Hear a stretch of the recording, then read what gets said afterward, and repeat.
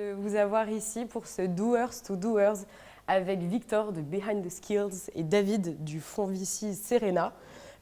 Vous connaissez très certainement le format déjà, c'est Doers to Doers, vous posez vos questions et on répond. Et bien sûr, on a chacun notre petit plan, mais l'idée c'est que c'est vous qui faites la conférence. On a 1 heure de discussion à bâton rompu sur le contenu. Alors moi, je vais vous poser plein de questions parce que vous allez pouvoir me poser plein de questions à la fois dans la salle et aussi en ligne. Je vous invite vraiment à écrire. Déjà, j'ai quelques questions pour vous. Vous en êtes tout dans votre boîte.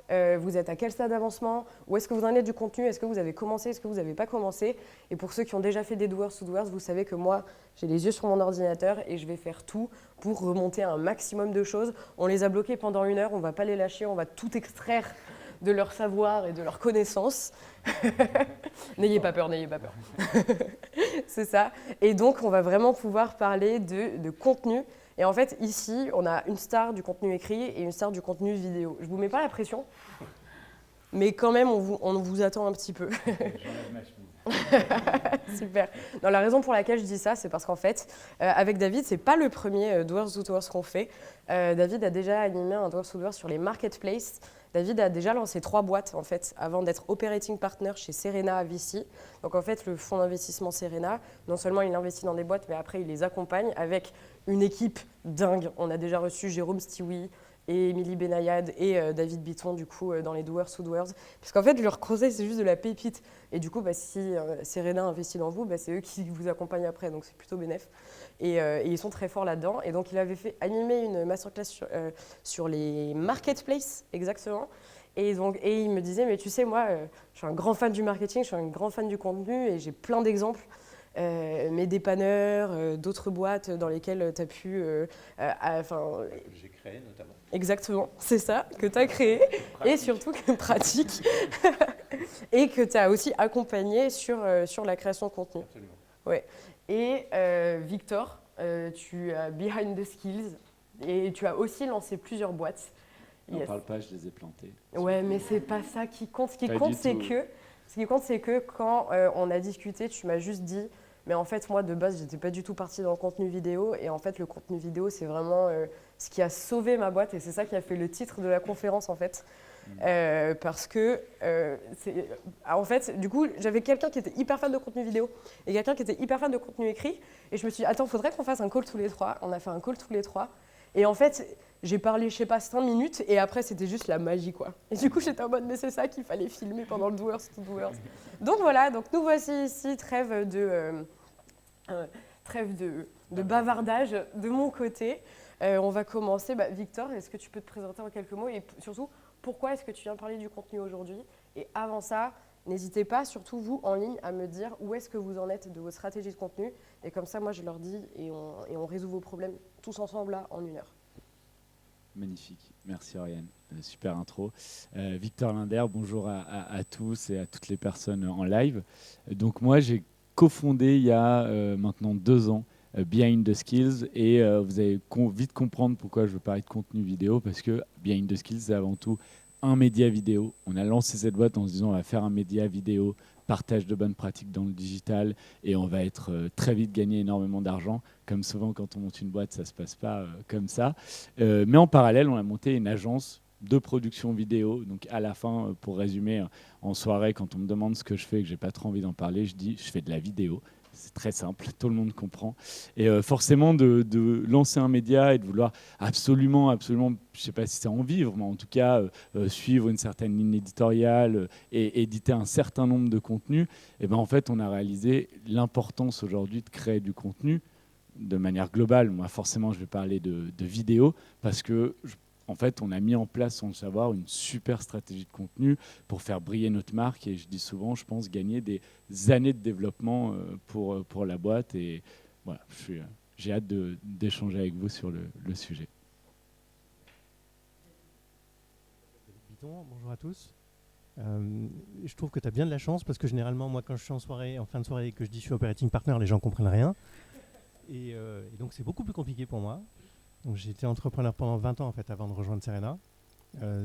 Pendant 20 ans, donc, j'ai créé un fournisseur d'accès Internet, j'ai créé un logiciel de téléphonie sur Internet et j'ai créé un groupe qui met en relation des particuliers et des professionnels sur plein de secteurs. Et dans cette dernière aventure en particulier, le contenu a vraiment sauvé mes boîtes. Parce qu'il y avait un moment où on n'avait plus de cash et il fallait faire du trafic. Et donc le contenu a été la clé. Et c'est ça que j'avais envie de partager avec vous aujourd'hui. Et ce que je fais chez Serena depuis 3 ans, c'est que j'ai la chance en fait, d'être passé du côté en fait, de l'investissement, donc de ne plus être celui qui va demander des sous, mais d'être celui qui peut donner des sous. Mais on donne des sous, mais aussi on accompagne les entrepreneurs. Et un operating partner, c'est quelqu'un qui partage son expérience pour aider en fait, les entrepreneurs comme vous à ne pas faire les erreurs que j'ai pu faire et donc à vous aider à aller droit au but. Donc j'espère qu'on va pouvoir le faire un peu aujourd'hui. La question que j'ai pour vous, c'est en fait, on a déjà en plus des questions dans le chat, mais aussi dans la salle. Moi, j'ai l'impression que le premier truc, et je me permets aussi, parce que c'était un petit peu ce qui se passe, c'est la peur. Ça fait très peur le contenu. Ça fait très peur le contenu. Il y a la peur, comment est-ce qu'on fait pour être régulier ? Je ne suis pas Spielberg, je ne suis pas non plus Molière, donc qui va regarder mes vidéos et qui va lire mes textes ? Je vais me planter, je vais avoir 12 likes. C'est énormément d'efforts et finalement très peu de récompenses. C'est sûr que c'est assez long-termiste. J'entendais moyen-termiste tout à l'heure. C'est presque positif de le voir comme ça. Il y a clairement le contenu rime avec persévérance. Ça, on ne va pas se mentir. Par contre, un des premiers sujets, j'ai même des notes pour rien oublier, mais c'est vraiment de dire il y a différentes strates de contenu. Il ne faut pas se dire je vais faire du contenu et d'un coup je vais absolument avoir la qualité rédactionnelle de Harvard Business Review ou faire une vidéo de genre dernier documentaire Netflix que j'ai vu. Enfin, prenez en compte les millions qui sont investis dans l'un, surtout à une époque où une vidéo où vous marchez dans la rue, où vous filmez avec votre smartphone, vous avez le sourire à la patate et vous parlez d'un truc qui vous passionne, c'est-à-dire votre boîte, et là-dessus je ne suis pas inquiet, et bien déjà ça peut fonctionner. Et après il faut, quand je dis persévérance, il ne faut pas le faire au début en se disant bon, j'ai eu 2 likes, j'arrête. Je veux dire, on a tout. Moi, je n'avais pas de compte LinkedIn il y a 2 ans. J'ai commencé à écrire. Je parlais même un peu d'une thérapie perso. Et aujourd'hui, j'ai la chance d'avoir je crois 21 000 abonnés, des gens qui me suivent, qui me suivent dans mon authenticité, parce que je ne me suis jamais menti, j'ai créé du contenu, ça me faisait du bien, je pense que les gens le ressentent, donc en fait, il faut juste se lancer, mais je peux comprendre qu'il y a forcément des barrières à l'entrée, et ça fait, même aujourd'hui, après 2 ans, ça me fait toujours des petits guillis au ventre quand j'appuie sur publier, donc ça changera jamais, je pense. Je suis assez d'accord sur le fait que le contenu, ça fait peur en fait, parce que, comme tu le dis, c'est quelque chose qui est sur la durée. Et la question qui a déjà été posée avant qu'on commence l'enregistrement, c'est quand est-ce qu'on démarre et quels sont les moyens qu'on doit mettre. Un des trucs déjà qu'on peut essayer de retenir tous ensemble, c'est que l'enjeu clé, c'est la régularité. Il ne s'agit pas en fait de produire énormément de contenu une fois pour exister, il s'agit en fait de le faire régulièrement. Avant qu'on démarre aussi, on a parlé de réseaux sociaux, beaucoup. Et moi, j'ai envie de vous parler aussi de Google, beaucoup. Parce que le contenu texte, la raison pour laquelle moi j'en suis fan, c'est que ça reste la clé pour être référencé, identifié par Google. Et si vous êtes référencé par Google, quand les gens vont taper des mots-clés, bien entendu, vous allez émerger et donc pouvoir répondre à les questions et démarrer en fait le processus d'achat avec eux, les accompagner dans ce processus-là, et on y reviendra, je pense. Dans les 3 premiers de Google. C'est la question à 1 000 $. C'est la question, on aimerait bien avoir la réponse, mais j'imagine.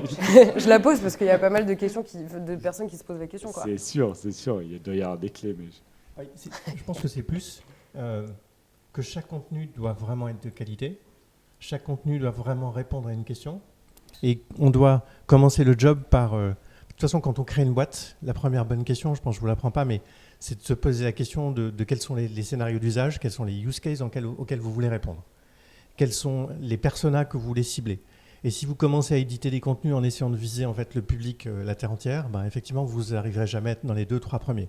Si en revanche, vous commencez par définir les scénarios que vous voulez vraiment adresser, ceux où vous résolvez vraiment quelque chose, que vous identifiez les personas, et que là, vous commencez à écrire pour eux, vous écrivez sur les réseaux sociaux, vous commencez à écrire sur votre blog, et là, en fait, vous allez commencer à faire mouche. Et parce que vous faites mouche, Google va s'en rendre compte. Le temps qu'ils vont passer en fait, sur vos pages à lire vos articles vont être le début de quelque chose. Et là, il y a un point en fait, dont je veux à tout prix mentionner, c'est si vous vous cassez les pieds en fait, à écrire du contenu, à faire du contenu de qualité, mais que vous ne mettez pas de call to action, que vous ne demandez pas un mail, que vous ne demandez pas un numéro de téléphone, alors vous n'avez rien compris. Et là, vous recommencez à chaque fois qu'un visiteur vient sur votre site, vous recommencez de zéro. Donc ça, c'est aussi un des points dont on parlera. Donc c'est pas le contenu pour le contenu. Est-ce que tu pourrais, préciser non, moi j'aimais bien la slide 7. Celui-ci ? Voilà la différence, parce que moi il m'a dit ce que ça voulait dire, j'ai envie que vous voyez aussi. Mais c'est ça, j'avais envie de vous poser une question. En fait, les deux graphes là, est-ce que vous avez une idée de ce que c'est ? Alors, je vais vous donner juste les ordres de grandeur. Celui-ci, en fait, il y a autour d'1,5 million. Et celui-ci, en fait, on est autour de 500 000. Et la période de temps, il a fallu 3 ans là. Et il a fallu aussi, entre ce moment-là et le pic, en fait, il a fallu 1 an. Donc, pour passer de 200 à 600 000 et de passer de 500 000 à 1,5 million. Qu'est-ce que ça peut être, selon vous ? Visiteurs et chiffre d'affaires. Visiteurs et chiffre d'affaires, on dit dans le public. Alors, c'est pas chiffre d'affaires, c'est des visiteurs dans les deux cas, c'est des visiteurs uniques, effectivement. C'est 2 sites que j'ai gérés. Et lead ? Visiteurs et lead ? Alors, c'est vraiment que des visiteurs dans les deux cas, c'est 2 boîtes. Et le point commun entre les deux, c'est qu'il a fallu 2 rédacteurs qui ont produit chacun un article chaque jour pendant cette période-là pour générer 1,5 million de visiteurs uniques par mois. C'est sur du B2C là, hein. Je vous parlerai de B2B après, mais sur du B2C, 2 personnes qui rédigent un article de qualité chaque jour quand on sait à qui on parle, de quoi on parle, et qu'on met des call to action, et qu'on met en place une machine qu'on appelle le CRM. À partir de ça, vous pouvez faire 600 000 visiteurs uniques par mois, 1,5 million de visiteurs uniques par mois. Un des sites que j'ai géré s'appelle Jury Travail. On était à 4 millions de visiteurs uniques par mois avec 92% de SEO, de référencement naturel. Là, on avait une équipe qui était bien plus conséquente puisqu'on avait 30 juristes qui produisaient du contenu tous les jours. Mais c'est vraiment ça l'enjeu. C'est qu'on peut fabriquer une audience comme ça, un média captif à vous, qui vous écoute à chaque fois que vous avez envie de poster des choses. Ça, c'est ce qu'on peut faire avec Google.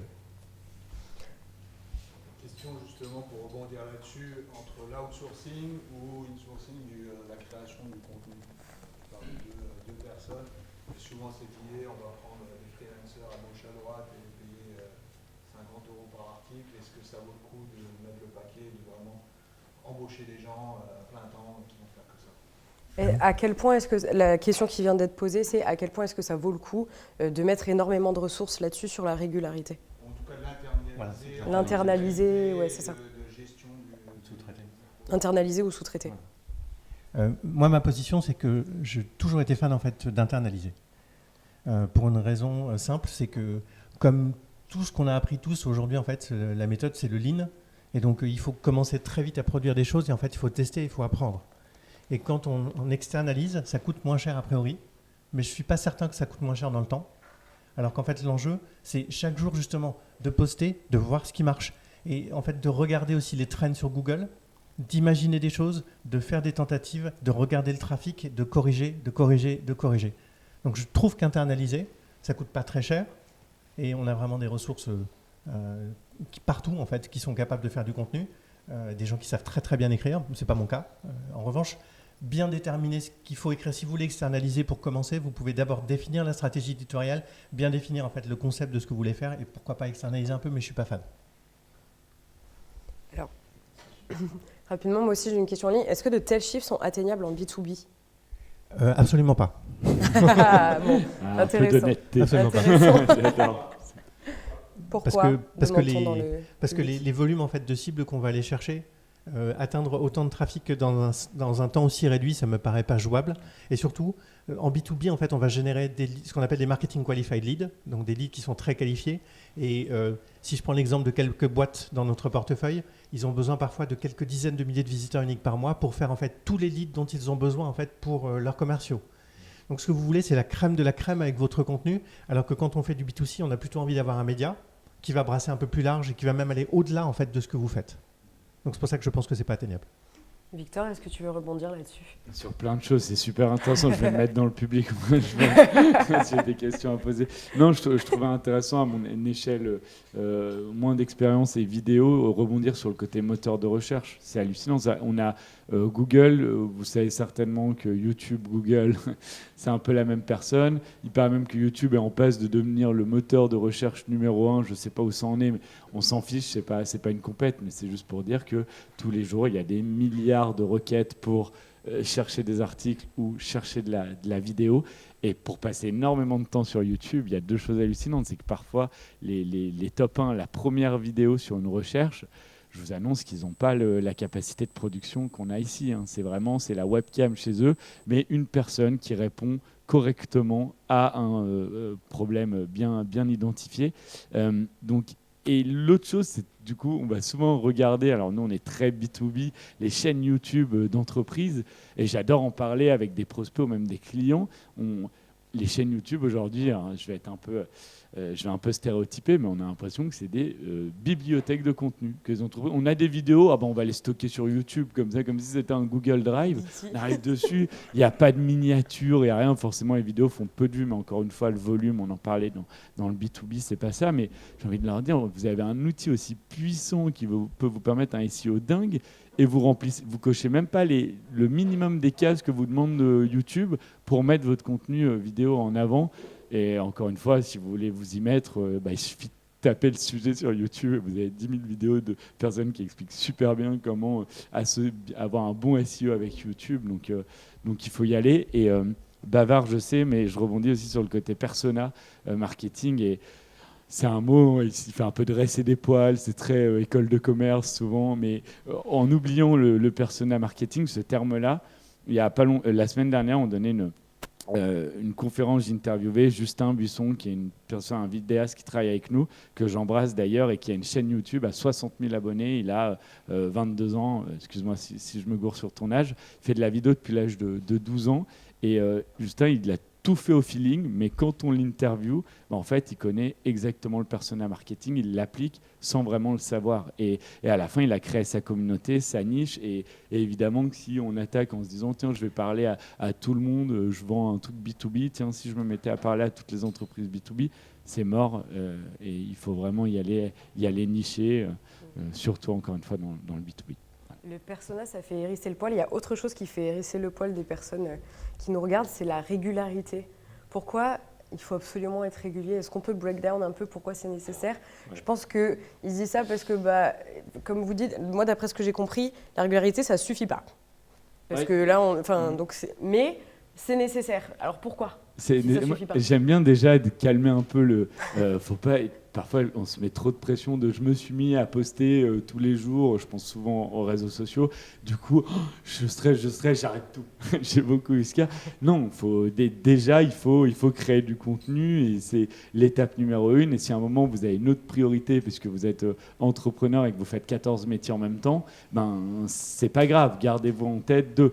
Après, oui, il y a quand même un sujet à un moment, on le sait tous, on ne va pas rentrer dans les sujets de productivité, mais on a un agenda. À partir de là, j'imagine que au moins dans 2 semaines, votre agenda est assez vide, plus ou moins, et que vous pouvez commencer à caler un créneau récurrent d'1 heure par jour dédié au contenu.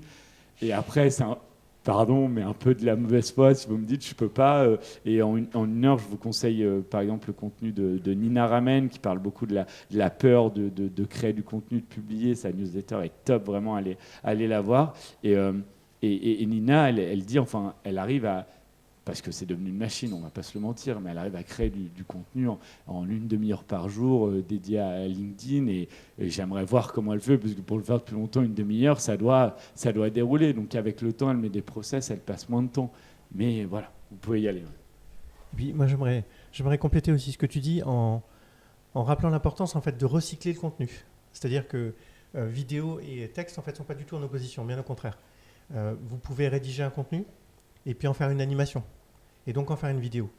Et je suis d'accord avec ce que tu dis. Aujourd'hui, en fait, les moteurs vidéo, ils sont en passe de devenir les moteurs en fait, principaux. Et aller sur ces moteurs-là, en fait, ne pas le faire aujourd'hui, ce serait une erreur. Mais je pense que les deux, en fait, on peut les faire en même temps. Et bien souvent, le meilleur conseil qu'on peut vous donner, c'est de vous dire que vous pensez, surtout dans le B2B, généralement, on pense ce qu'on appelle un livre blanc, qui est en fait un thème qu'on veut adresser, sur lequel on est vraiment bien positionné. Mais quand on le pense, on ne le pense pas dans toutes les déclinaisons qu'on va pouvoir faire. C'est-à-dire qu'il faut en faire un webinar, il faut en faire des articles sur un blog, il faut en faire un post, il faut en faire des animations. Et tout ça, ça va vous permettre de nourrir des newsletters, d'être présent sur les réseaux sociaux, d'être présent sur Google et sur tous les formats. Pourquoi c'est important la régularité ? Ouais, j'allais dire ça, on t'en fout ça, pourquoi on ferait tout ça ? Alors la régularité, en fait, c'est important parce que, d'abord pour les algorithmes, c'est-à-dire que Google en fait, va vous voir. Et s'il vous voit régulièrement poster avec des gens qui reviennent, avec des gens qui passent du temps, alors c'est ça qui marche. Et ce qui est important, ce n'est pas tous les jours. Ce qui est important, c'est de le faire bien à un rythme qui est constant au début. Et si vous le faites déjà 1 fois par mois et que vous démarrez comme ça, en fait, c'est parfait. Mais faites-le bien, faites-le 1 fois par mois. Et puis peut-être 2 fois par mois. Et puis peut-être 3 fois par mois. Et un jour, vous aurez moyen d'aller au-delà. Mais ce qui est important, c'est la régularité. Et au bout du bout, vous verrez en fait votre trafic va commencer à augmenter. J'insiste juste sur un point. Vous faites ça, vous postez, vous n'avez pas de call to action, vous ne demandez pas les emails des gens, vous ne demandez pas les numéros de portable, vous ne pouvez pas les relancer, c'est la baignoire qui fuit. Vous amenez des gens en fait dans votre baignoire et puis en fait ils s'en vont. Si vous chopez un email, vous chopez en fait un portable et vous pouvez les relancer de temps en temps, de manière intelligente, sur du contenu justement, pas dans une démarche commerciale. Alors on est dans ce que pour moi est le paradigme en fait et l'importance du contenu, c'est la différence entre l'achat spontané, merci Oriane, et le cycle de vente. L'achat spontané, en fait, c'est le truc dont on rêve tous. C'est le client qui arrive, en fait, et qui va acheter tout de suite. Bah, en fait, ça n'existe pas. Hein. Enfin, ça existe un peu sur Amazon ou des choses comme ça. Mais dans le B2B, ça n'existe pas. J'ai jamais vu quelqu'un qui avait envie d'un logiciel SaaS tout de suite. Donc, il y a besoin, en fait, de l'accompagner dans son process de décision. Et c'est à ça que ça sert le contenu. Donc, vous faites du contenu de qualité, vous prenez un email, vous envoyez des messages pour faire de la présence à l'esprit, régularité. Il est dans son cycle, dans son parcours de réflexion, donc il faut l'accompagner dans ce moment-là, il faut rester en fait dans son top of mind, et puis le jour où il est prêt, en fait, vous êtes là.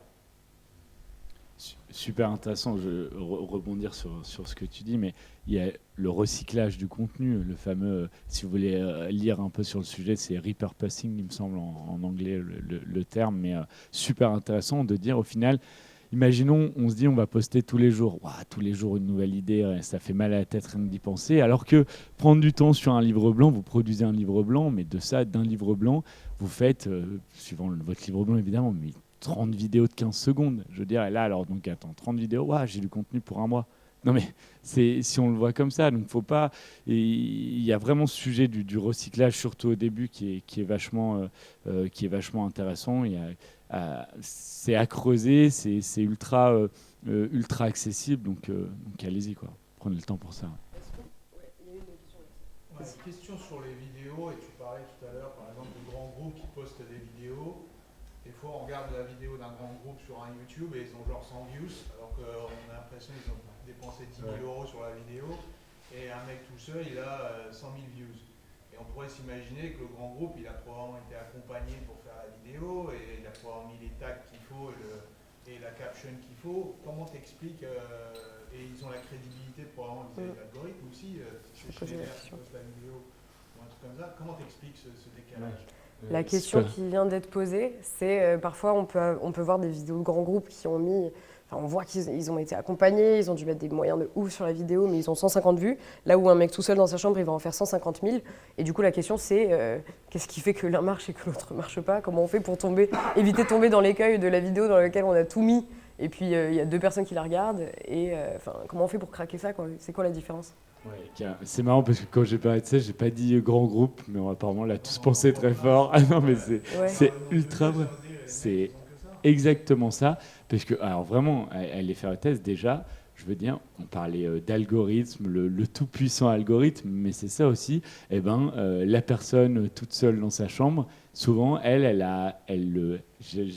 respecte l'algorithme. Elle a pris le temps de le connaître. Donc elle y va, elle sait ce qu'elle doit faire pour que l'algorithme veuille bien le mettre en avant. Là où je suis le premier étonné, encore une fois, je ne veux pas mettre tout le monde dans le même sac, mais on se comprend, des grands groupes, ils n'ont pas de stratégie YouTube. Donc moi, vous avez des plugins, je vous conseille, il y a vidIQ de mémoire qui permet de vérifier quand on poste une vidéo sur YouTube, il vous donne une note sur son référencement. Je veux dire, et du coup, on peut voir les notes de référencement des vidéos qu'on regarde.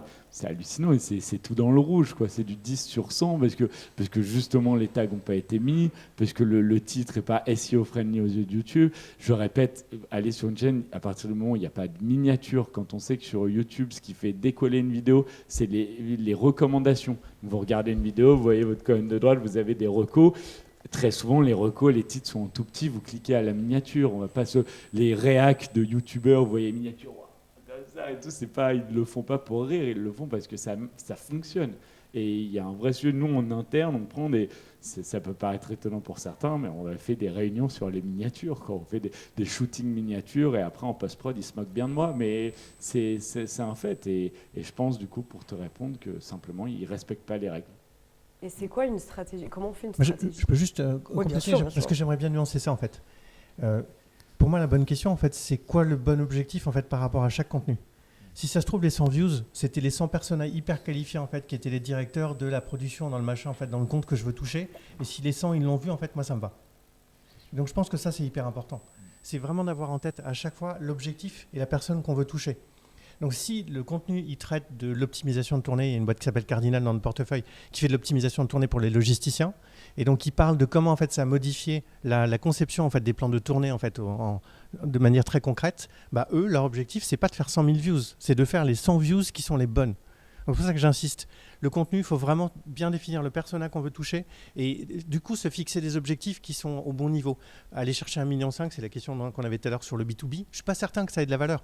Vaut mieux avoir effectivement 10 000, mais qui sont les 10 000 bons. Il ne faut pas se planter, je pense.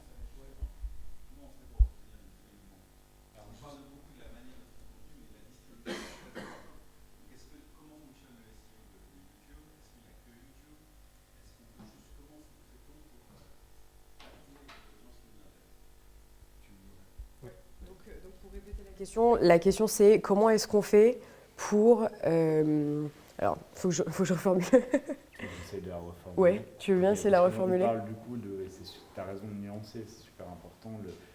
C'est pas toujours le volume qui est important, mais même quand il n'y a pas beaucoup de volume, comment on va chercher cette qualification, si je comprends bien. Et la suite de la question, c'était, on parle là beaucoup de YouTube, mais est-ce qu'il n'y a que YouTube? Et la question est ultra pertinente, et merci d'avoir nuancé aussi. Beaucoup de bibliothèques YouTube, on voit bien que la vidéo, je vais prendre un exemple très simple, un témoignage client sur un secteur bien précis, ça va y avoir énormément de valeur pour les autres personnes qui sont sur le secteur, et c'est sûrement travailler sur du cold mailing, c'est peut-être envoyé par MP, un peu automatisé sur LinkedIn, c'est peut-être sur un article SEO ultra précis, la fameuse long train, où il y a 50 professionnels décisionnaires qui vont taper ça sur Google, et sur les 50, 2 vont signer, mais les 2, c'est des deals à l'année pour la boîte, et tout le sujet est là. Moi, c'était plus une manière de dire, parfois ça me fait un peu rire, mais de dire je le vois sur la chaîne YouTube. Sur YouTube, tu peux le mettre en privé et utiliser YouTube comme un média. Et c'est là où on en vient à notre sujet. Je trouve aussi que... Alors je vais dire des gros mots comme ça parce que je trouve ça rigolo. ABM, gross marketing, data scrapping. Voilà. Là, en fait, on est dans... On parle de contenu et on parle de SEO aussi, mais on n'a pas parlé en fait de tout ce qui est le paid de manière générale. Donc, je vais vous donner un exemple d'ABM. Donc, ABM, c'est Account Based Marketing et c'est en fait du marketing ciblé pour plutôt aller chercher des grands comptes. Dans notre portefeuille, on a une boîte que j'adore qui s'appelle Euritech et qui accompagne les boîtes de la mode en donnant de l'information sur des trends. Et ils ont fait un truc que j'ai trouvé absolument remarquable. Ils avaient envie de cibler, en fait, je crois que c'était Céline, la marque qu'ils avaient envie de rencontrer. Et donc, ils ont produit un contenu sur un des sacs que Céline venait de sortir. Ils sont capables d'identifier, en fait, dans des photos sur les réseaux sociaux, le sac Céline, et donc de voir le début de commercialisation, finalement, enfin, plutôt d'adhésion par le public, parce qu'il y a de plus en plus d'images avec des sacs Céline. Du coup, ils ont fait ce contenu-là, qui montre ces stats-là. Ils ont fait une infographie, et ils sont allés sur LinkedIn, et ils ont dépensé quelques centaines d'euros pour aller afficher, en fait, leur infographie uniquement sur les C-level de Céline, quand ils se connectent sur LinkedIn. Et là, c'est génial, en fait. Parce que tu vas sur LinkedIn, voilà. On a un micro quand vous voulez vous exprimer comme ça. C'est ça. En fait, sur LinkedIn, tu peux dire « je veux acheter la diffusion effectivement de mon contenu seulement sur tel type de persona » et tu peux définir en fait même la boîte que tu veux ou le type de persona que tu veux ou les mots-clés en fait qui doivent être dedans. Donc, tu peux faire de l'achat très ciblé. Et donc, en faisant ça, ils ont affiché leur infographie. Alors, quand tu te connectes sur LinkedIn, tu ne penses pas ça. Donc, tu vois tout d'un coup des choses qui te parlent à toi. Et on parle de ton sac, alors que même toi, tu n'as pas la data. Et bien, voilà. Là, on est dans le truc en fait, qui est remarquable et qui est dans l'usage du contenu en fait, que je trouve dingue. C'est quand ça devient chirurgical, comme ça, en B2B, là, on est dans le bon. Ce n'est pas le volume, mais c'est vraiment le persona qui compte à chaque fois. Hein. T'imagines cette histoire incroyable. Le temps passé, créer une infographie, aller chercher l'info pour un compte. Mais derrière, c'est... sûr, imaginez-vous, je travaille chez Céline, limite j'appelle mon collègue, regarde, trop bizarre, une infographie sur nous. Mais c'est du génie et c'est du temps. Encore une fois, on en revient à l'investissement, on se dit oh là là, beaucoup de temps pour peu de retour. Ce genre d'exemple, c'est de l'or en barre, je trouve. Par exemple, alors, il y a une question dans le public, mais j'ai l'impression que là, il y a deux sujets qui sont en train de se soulever. Il y a le sujet du justement le chirurgical. On a parlé de call to action, nurturing, scoring, etc.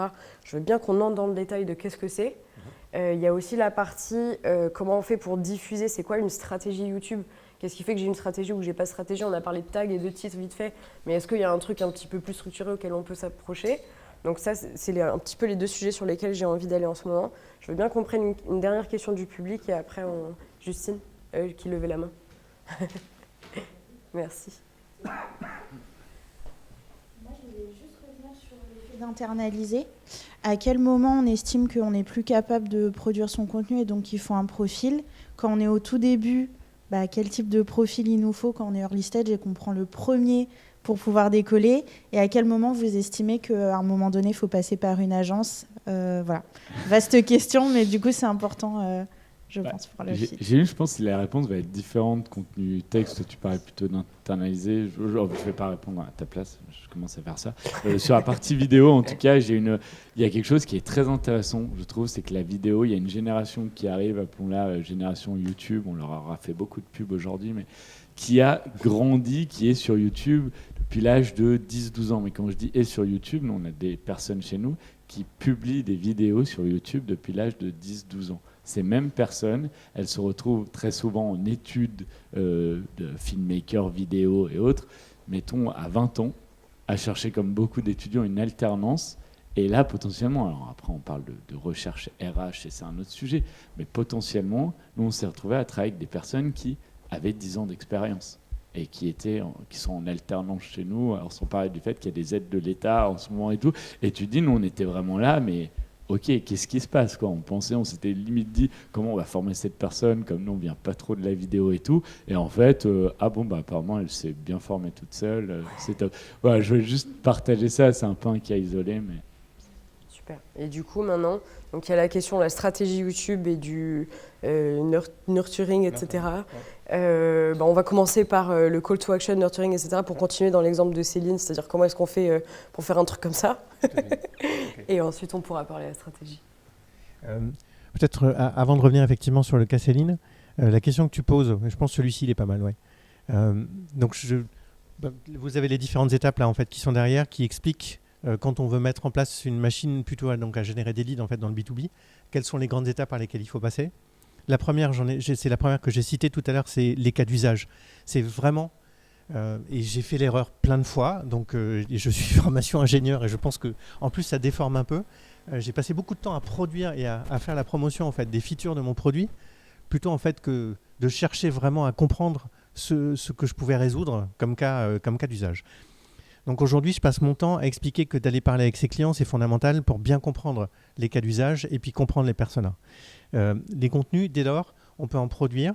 Et donc, on va pouvoir produire des livres blancs ou des articles ou des posts qu'on va commencer à diffuser donc, sur son blog, qu'on va diffuser en fait sur les réseaux sociaux et qui vont nous permettre aussi d'organiser des webinars donc pour faire venir des gens. Venir des gens sur son site, venir des gens sur son webinar, faire venir des gens sur les réseaux sociaux. À partir de là, c'est là où c'est fondamental de capter une partie de l'information et donc en mettre en place ce qu'on appelle du CRM, qui n'est pas le même CRM que quand on a des forces de vente. C'est vraiment du Customer Relationship Management mais au niveau contenu. On appelle ça aussi du Market Automation. Vous connaissez sans doute HubSpot. HubSpot, ça vous permet de mettre en place des campagnes qui vont dire il est venu en fait prendre un article dans ma galerie, il a laissé son email. Parce que justement, en fait, pour lire la totalité de l'article, en fait, il a lu 50%, mais les 50%, il fallait juste donner un email. Et bien déjà, ça vous permet d'écrémer. Et donc de prendre ceux qui sont vraiment intéressés et qui vont vouloir aller jusqu'au bout. Donc vous prenez cela et vous allez commencer en fait à envoyer des messages régulièrement et voir s'ils l'ouvrent, s'ils cliquent. Et là, il y a un truc en fait, dont on oublie de parler régulièrement, mais qui s'appelle le scoring. Le scoring, c'est un sujet qui est fondamental. Vous devez traquer vraiment tout ce qui se passe. Il a ouvert le mail, il est revenu sur mon site, il a téléchargé un livre blanc, il est venu à un webinar. Lui, il est chaud. Si vous avez un commercial ou si vous ne prenez pas votre téléphone pour l'appeler, en fait, vous passez à côté d'une vente là. Donc, le scoring, ça fait partie en fait de toute cette dynamique-là en fait, qui vous permet de générer du trafic, qui vous permet de le qualifier et qui permet de le convertir.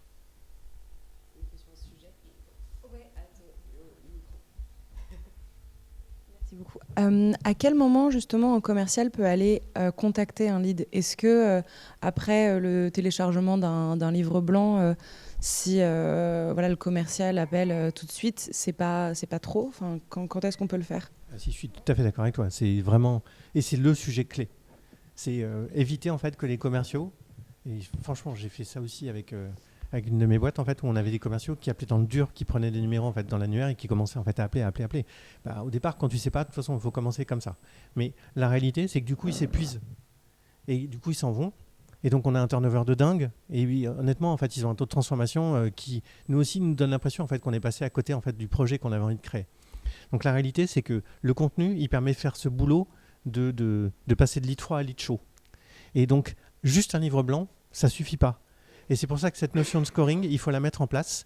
Et c'est la même question aussi que à quel moment il faut internaliser, à quel moment il faut externaliser, à quel moment il faut faire. En fait, je pense qu'il n'y a pas de métrique absolue pour une boîte et une autre. Ce qu'il faut, c'est commencer à mettre un score en place, essayer de commencer à incrémenter et faire des tests avec des commerciaux et voir le moment à partir duquel on ne se plante pas. A priori, là, quand il a un score de 30, et score de 30, vous comprenez que ça ne veut rien dire en fait. C'est 30 pour toi parce que tu auras mis, il a téléchargé un livre blanc, ça vaut 10. Il est venu à un webinar, ça vaut peut-être 10 de plus. Il a lu un article, ça vaut peut-être 1. Donc il faut mettre des scores comme ça, et puis voir à partir d'un certain niveau de score, justement, on fait des tentatives d'appel, et là on regarde si ça marche. Et on trouve son score soi-même. Est-ce que y a Pierre qui pose la question dans le chat, qui me fait un petit peu penser à la même chose, parce que depuis tout à l'heure on dit c'est super, en fait il faut hyper cibler la personne, etc. La question c'est, est-ce que l'âge d'or de l'ultra ciblage que vous venez de décrire n'est-il pas en train de toucher à sa fin? En effet, les individus manifestent de plus en plus une défiance vis-à-vis de ces méthodes. J'ai pas envie qu'on m'appelle parce que j'ai téléchargé un livre blanc, quoi. Ça, je trouve que c'est un super point. Et ce qui s'est passé avec les cookies, avec iOS qui a modifié, avec Google, en fait, tout ce qui s'est passé en fait récemment, si ça change un peu quand même. Ce qui change pas, c'est la capacité à cibler désormais. En fait, avant, on pouvait vraiment faire du data scrapping, c'est vraiment voir en fait les adresses IP qui passent, se rendre compte que c'était l'entreprise, imaginer en fait le C-level, voir peut-être retrouver son email, constituer c'est vraiment ça qu'on peut faire aujourd'hui. Donc ça touche peut-être un peu à sa fin, mais en tout cas dire qu'on a envie d'identifier vraiment un persona, ça touchera jamais à sa fin. Quand vous le qualifiez, si vous lui demandez son email, mais vous ne lui demandez pas qui il est, ce qu'il fait dans la boîte et dans quelle boîte il est, etc., on passe là à côté de l'exercice. Et donc c'est comme ça qu'on fait de la vraie qualification sans rompre la GDPR et sans rentrer en conflit avec ça. Et là, ce qu'on vient de dire, c'est vraiment que pour le B2B ou ça peut un peu s'appliquer au B2C également? Moi, je pense que dans le B2C, on reste beaucoup plus dans le volume, dans la logique de masse. Et donc effectivement, on est beaucoup plus dans le chirurgical quand on est en B2B. Quand on va dans le B2C, on va aller essayer de capter des gens en amont du processus d'achat. Un des sites que j'ai créé s'appelle Habitat Presto. Habitat Presto, c'est mettre en relation un particulier avec un artisan pour choper les gens en fait en amont de leurs travaux. On a commencé à publier des contenus sur le bricolage et la déco. Et donc là, vous voyez, je pense que je veux dire, quand on va en amont en fait, du processus d'achat, il n'est pas encore mûr pour faire des travaux tout de suite, mais s'il s'intéresse à la déco ou au bricolage, c'est qu'a priori, il est dans cette réflexion-là. Si vous diffusez du contenu de qualité et que vous le faites régulièrement, on fait monter l'intérêt et un jour, il les prend.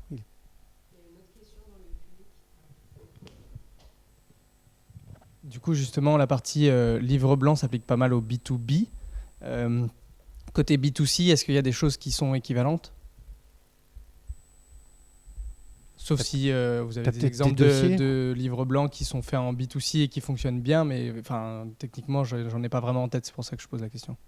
Alors, il y a des choses...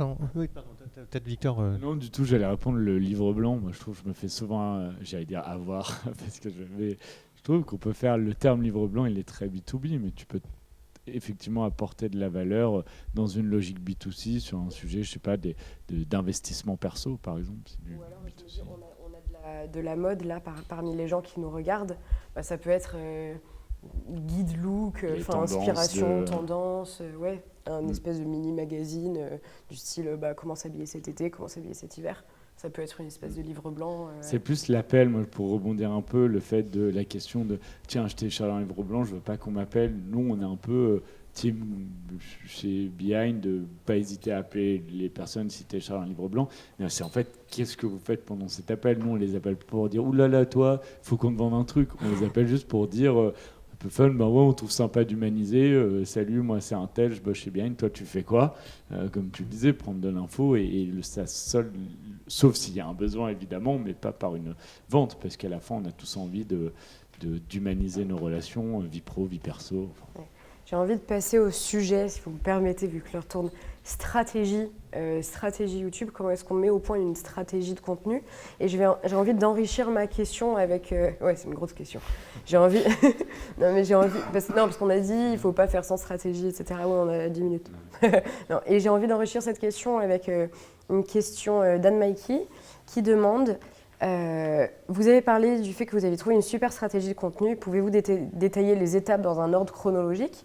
En fonction du persona que nous visons avec le recul, est-il plus judicieux d'échanger avec du contenu informatif ou bien de partager des moments quotidiens pour nous rapprocher de notre audience? Avez-vous une stratégie de planning éditorial? Je ne sais pas si la réponse va plaire, mais pour attaquer le sujet autour de la stratégie YouTube, et on a utilisé tellement deux fois ce mot, mais c'est plus, il faut penser, utiliser des gros mots, mais ce bon vieux funnel marketing. Vous voyez l'image de l'entonnoir, on parle de générer un lead, et c'est très bien un lead. Si on parle, moi je rapporte ça, j'aime bien rapporter ça à du contenu vidéo, c'est-à-dire que potentiellement en bas de mon funnel, à un moment je vais prendre le temps, et on le fait vraiment, nous, pour un compte qui nous plaît, on voit qu'il y a un potentiel pour faire de la vidéo, on va en studio, on tourne une vidéo, on s'adresse à une personne de la boîte, on a déjà fait ça. Bonjour un tel, je regardais la stratégie de contenu de ta boîte, je vois que tu es au marketing, il faut absolument qu'on échange. Vous imaginez le temps investi pour une vidéo. En parallèle, il faut vraiment voir ça comme un funnel. Tout en haut de notre funnel, je sais pas, pour faire un peu de teasing, on va sortir une parodie d'un dîner presque parfait qu'on a appelé une réunion presque parfaite. Il n'y a aucune, pour revenir au sujet un peu call to action et autres, là, le seul call to action, à part nous faire plaisir et se ridiculiser un petit peu, il n'y en a pas. Mais on est tout en haut de notre funnel, on se dit, peut-être que, qui sait qu'il y aura une viralité, peut-être pas, mais du coup, j'espère répondre quand même un peu à la question, c'est important d'avoir des couches de contenu. Et on en revient un peu à la question du début de la peur, le budget, la régularité. Je veux dire, commencez par poser un smartphone, marcher dans la rue avec votre smartphone. Et demain, je vous le souhaite, de payer une agence comme Behind the Skills. Je devais pas le faire, j'ai pas pu m'en enlever. Et voilà, il a tout cassé le mec.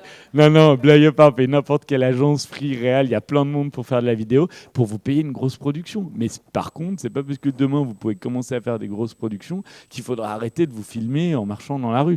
Je pense que la boîte qui a tout gagné, c'est celle qui, en vidéo ou au type de contenu, fait parler ses collaborateurs, les fondateurs, les clients, des acteurs, tout, et met en place une stratégie de contenu monstrueuse. J'ai envie de citer, si vous voulez avoir des grands noms, et parce qu'on a sorti une vidéo sur eux dernièrement, sur leur stratégie de contenu, Swile est un super exemple, avec un fondateur qui est presque plus connu que sa boîte, qui cartonne aussi bien, Swile cartonne aussi bien sur TikTok que sur LinkedIn, qu'en blog, que sur machin.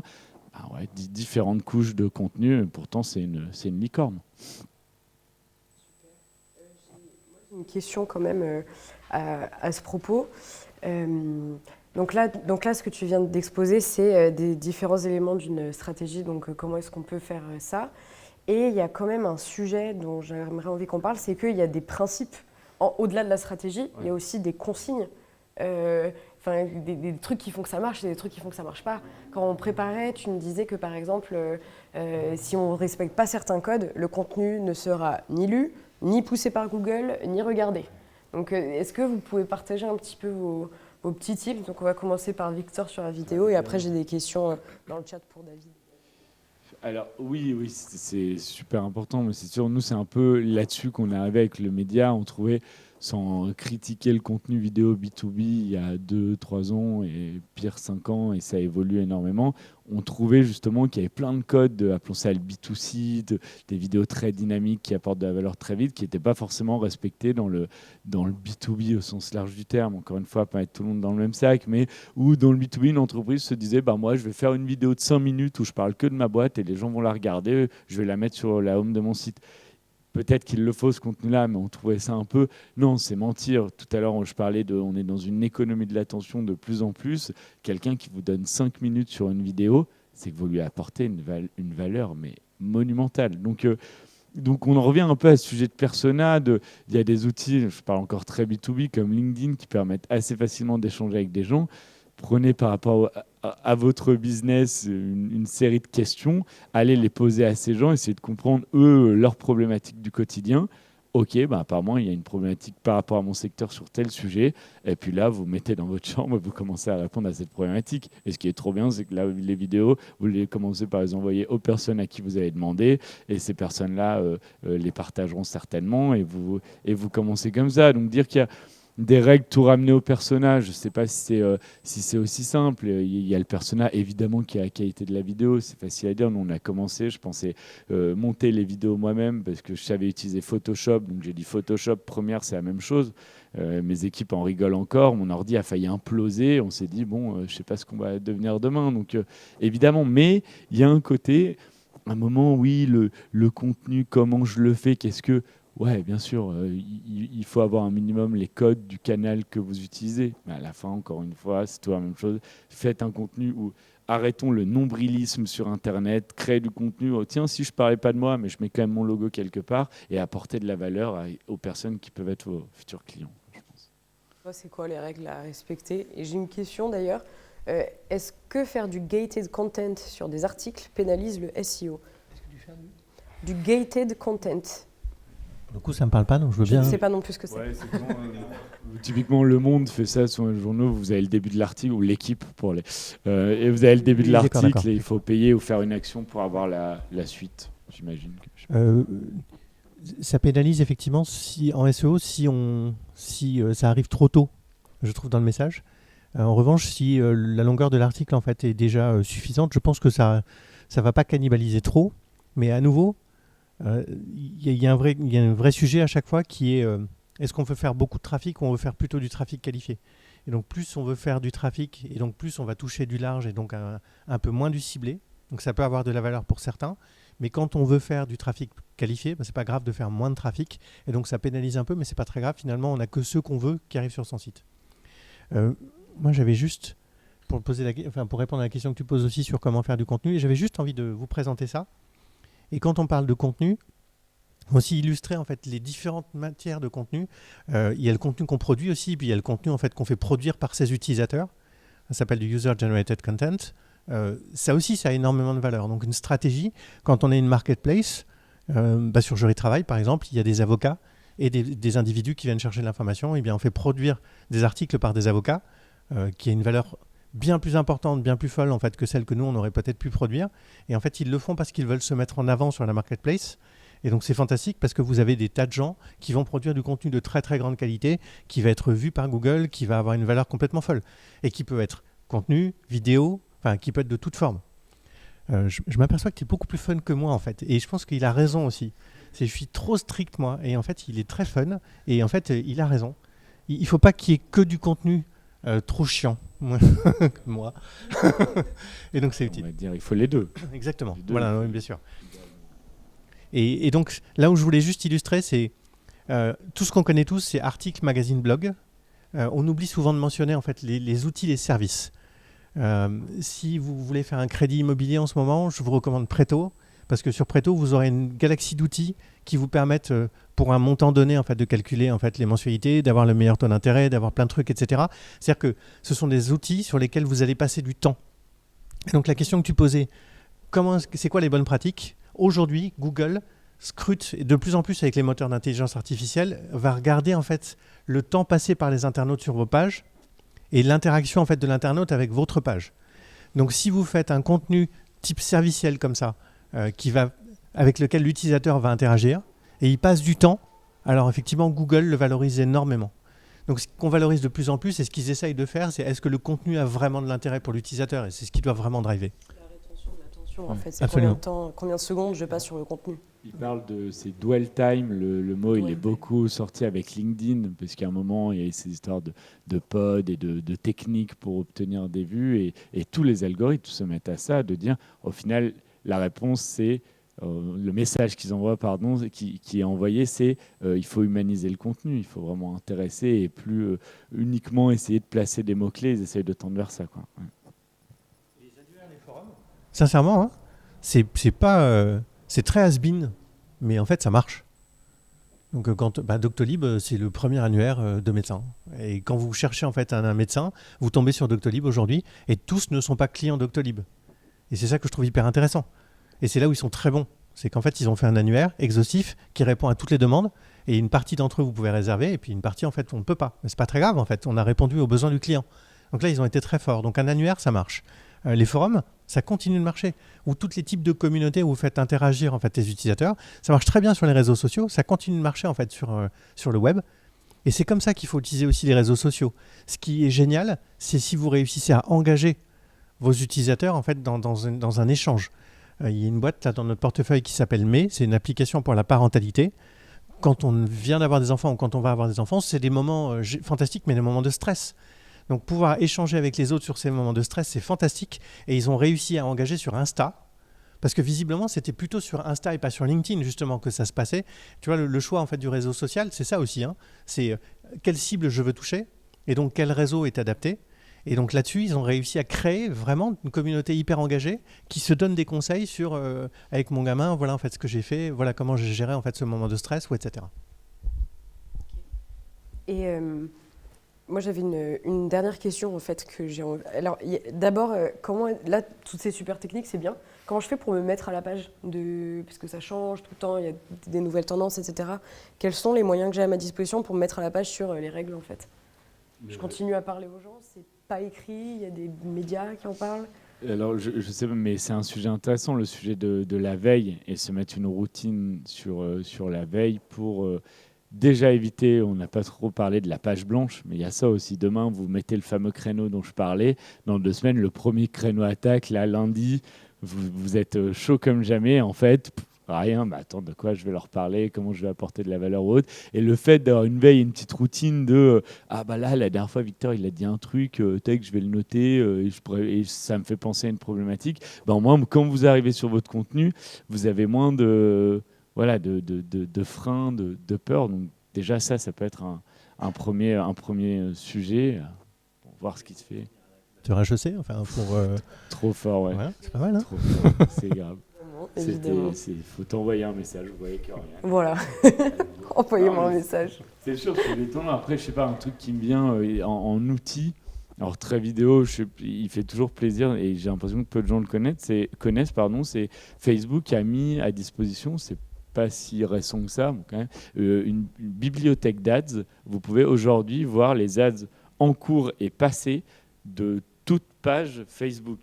Je laisse deviner, ne serait-ce que pour aller checker des concurrents, des médias qui parleraient un peu comme vous et tout. Alors, l'ADS ne fait pas tout, c'est un certain format, mais déjà, ça donne pas mal d'idées sur, demain, vous lancez votre marque de chaussures de sport, allez checker le message de Nike et comment ils le mettent en avant. Peut-être que vous prenez un peu la matière grise d'une équipe de 50 personnes. Ça peut toujours servir, donc c'est un outil qui peut être pas mal. Voilà, j'y pensais. Moi, j'ai une dernière question, j'ai la question de la fin, qui va être un petit peu provocatrice, donc veuillez m'en excuser par avance. Demain, je me mets qu'une demi-heure par jour pour faire du contenu parce que je suis entrepreneuse, j'ai clairement autre chose à faire. Je fais une vidéo ou je fais un article ? Fight. Ouais, je pense que la réponse est comme ça. Drapeau blanc, je pense que tu fais un article et un peu plus tard, tu en fais une vidéo. Quoi. Tranquille. Moi, je pense que c'est plus en fonction de comment tu sens le truc. Si tu te sens à l'aise sur la vidéo, fais une vidéo. Si tu te sens à l'aise à l'écrit, fais un truc écrit. C'est sûr et certain. Meilleure réponse. Je prends sa réponse. J'ai essayé de créer du conflit, j'ai même pas réussi, ils sont d'accord. Tant pis. Mais c'est une belle conclusion, c'est quand même une belle morale de ce Doers to Doers. Donc merci à tous, on va clôturer le live et laisser place à l'échange de salles. Mais du coup, avant ça, je voulais dire un grand merci à mes 2 intervenants, bien sûr, David et Victor, pour votre science. Merci beaucoup au public en salle et à la fois en ligne pour vos questions. C'est vraiment ça qui a fait qu'il y a eu du dynamisme et qu'on a parlé des sujets qui vous importent vous et pas les sujets qui nous importent nous. Donc same principe que pour le contenu. On regarde ce que veulent les gens et ensuite on produit. Et bien sûr, un grand merci à l'équipe HEC Records qui a vraiment du coup permis la production de cet événement et qui, Paul et Nathan, les artistes, qui ont permis de rendre ça possible dans les temps. Et merci fluide. à toi. d'animer tout ça. C'est gentil. C'est un bonheur. Merci.